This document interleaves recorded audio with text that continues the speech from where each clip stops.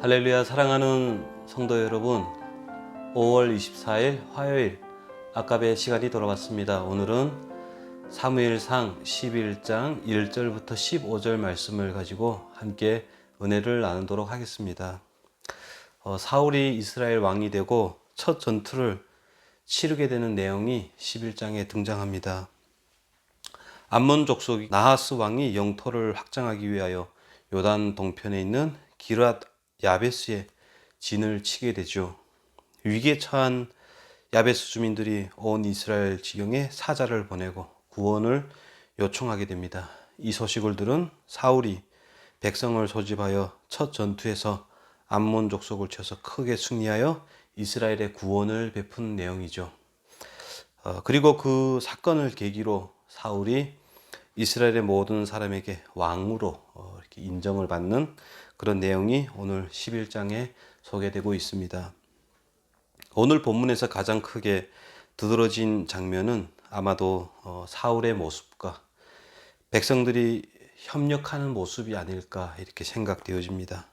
본문에 보면은 사울은 남다른 열정과 남다른 각오와 뛰어난 지략을 갖췄고 또 후덕한 인품과 신앙심마저도 가지고 있는 인물로 묘사되고 있습니다.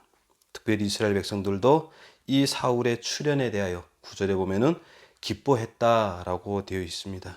그리고 10절에 보면은 사울이 좋은 지식과 안목과 지략을 내놓으면 함께 노력해서 승리를 만들어낼 수 있다라고 말합니다.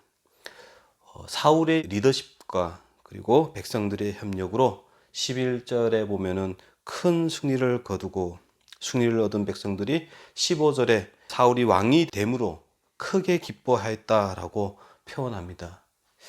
여기에 표현되고 있는 기뻐하다라고 하는 것은 앞으로도 계속하여 기뻐하게 될 것을 크게 기뻐하였다라고 하는 의미로 이제 밝은 미래를 전망하는 그런 모습으로 이스라엘 백성들이 소개되고 있다는 사실입니다.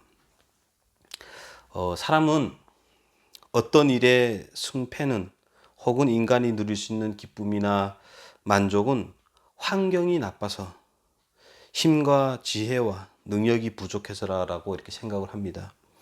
환경이 좋아지고 힘이 있고 지혜가 있고 능력이 있고 좋은 아이디어가 있으면 얼마든지 행복하고 또 만족을 얻을 수 있고 더 나은 인격과 신앙을 가질 수 있다라고 생각합니다.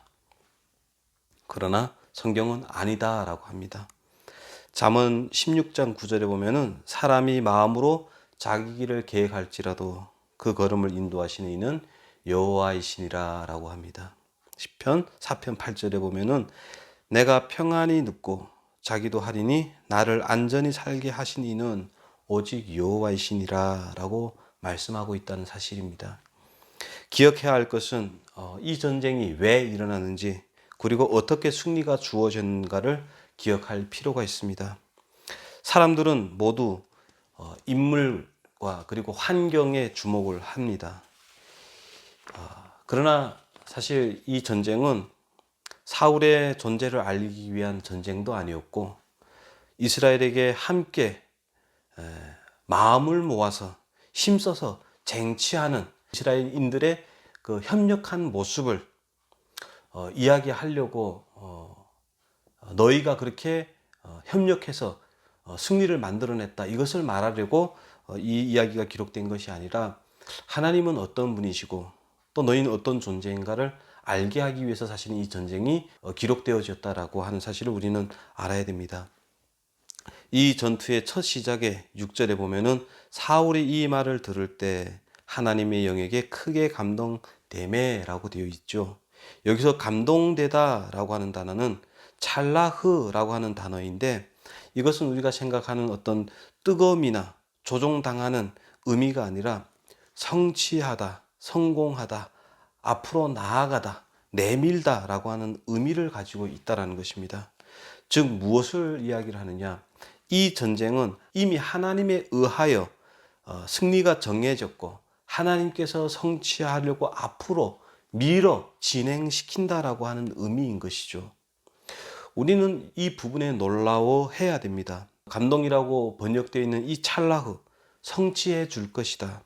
내가 너희를 도와 앞으로 나아가게 할 것이다 라고 하는 이 약속이 언제 주어진지를 보면 우리는 더욱더 감사하고 또 놀라워하지 않을 수가 없죠. 언제인가? 바로 그들이 하나님의 통치를 거부하고 거룩한 백성으로 살 것을 포기하고 열방과 같이 되기를 소원하여 왕을 구할 때입니다. 하나님으로는 부족합니다. 하나님을 신뢰하지 못하겠습니다. 더 이상 불안해서 살 수가 없습니다. 세상 나라들 같이 나 스스로 안녕과 평안을 만들며 살겠습니다. 혹 왕이 잘못하면, 체제가 잘못되면 뜯어 고쳐서라도 기쁨과 만족을 만들어내면서 살겠습니다. 우리는 그렇게 할 수가 있습니다. 이렇게 말할 그때에 내가 찰나흐, 성취해주고 밀어주고 도와주겠다라고 말씀하고 있다는 사실입니다. 이때 하나님의 모습은 어떤 모습이었을까요? 어떨 때 도와주느냐를 보면 알 수가 있습니다. 사람들이 하나님을 찾지도 아니하고 필요치도 아니하고 집중하지도 않을 때, 자기 문제에 매몰되어 빠져 살아갈 때 은밀하게 마치 우렁각시와 같이 우리의 인생에 개입하시는 하나님이라고 이렇게 표현됩니다. 하나님을 거역했습니다. 하나님을 거역할 때 하나님은 포기하실 만합니다. 근데 포기하지 않습니다. 도와주신다는 거죠. 근데 그 도와주시는 것도 보면 좀 꾸짖고 좀 위험으로 능력으로 나타나셔서 가르쳐주고, 그래서 그들이 잘못했습니다 이렇게 할 때 사실은 도와주면 좋을 텐데 그렇게 안 하십니다. 하나님은 아무도 눈치 못 채게 곁눈질 해가면서 우렁각시처럼 마치 주연이 아니라 조연처럼 저들의 인생에 개입하시고 저들의 잘못된 선택이 영원한 실패와 파멸로 가지 못하도록 하나님께서 이끌어 가시는 하나님이다, 이렇게 소개를 합니다. 오늘 본문에 등장하는 하나님의 소개하는 구절은 딱 두 구절밖에 없습니다. 감동 그리고 두려움입니다. 많은 이야기 속에서 왜 하나님은 이런 모습으로 일을 하셔야만 했을까요? 그것은 바로 우리의 우매함과 우리의 완고함을 이야기를 하는 것이죠. 하나님은 우리에게 소원을 두고 당신의 원하시는 뜻대로 우리를 이끌어가기를 원하신데 우리는 완고하여 계속해서 하나님을 거부합니다. 그것이 아닌데, 잘못됐는데 계속해서 완강하게 거부합니다. 잘못된 결과, 그래서 잘못된 과정, 하나님께서 개입하지 않을 수가 없는 것입니다. 그래서 우렁가시처럼 조연처럼 일을 하십니다. 오늘 본문의 경우 전쟁에서 이겨 크게 기뻐하는 이들에게 속삭이듯이 말씀하고 계십니다. 이 전투가 왕이라고 하는 리더가 있어서, 혹은 군왕 정치로 인해 정치 체계가 변혁으로 인해서 어떤 효과적인 성공과 기쁨을 누리는 것이 아니라 포기하지 않은 하나님의 간섭하심 때문에 너희는 기뻐할 수 있었단다. 출애굽과 사사기 내내 그래 하였듯이 하나님은 너희의 잘잘못과 상관없이 당신의 약속 때문에, 때로는 이스라엘 백성들이 호소할 때는 응답하심으로, 때로는 너희가 기도하지 않을 때에도, 혹은 잘못된 것을 구할 때에도 아무도 눈치채지 못하게 우렁가시처럼 간섭하셔서 우리의 인생을 승리와 영광으로 이끌어가는 분이시다. 무엇이 부족한 것처럼 다른 곳으로 기웃거리지 말라. 그리고 혼자 평안과 안녕을 만들어내려고 하지도 말라. 내가 너희의 모든 필요와 답과 소망이 될 것이다. 내가 유일한 보호자이고 구원자이고 아버지고 왕이시니 나를 믿어다오. 이렇게 지금 말씀하고 있는 것입니다.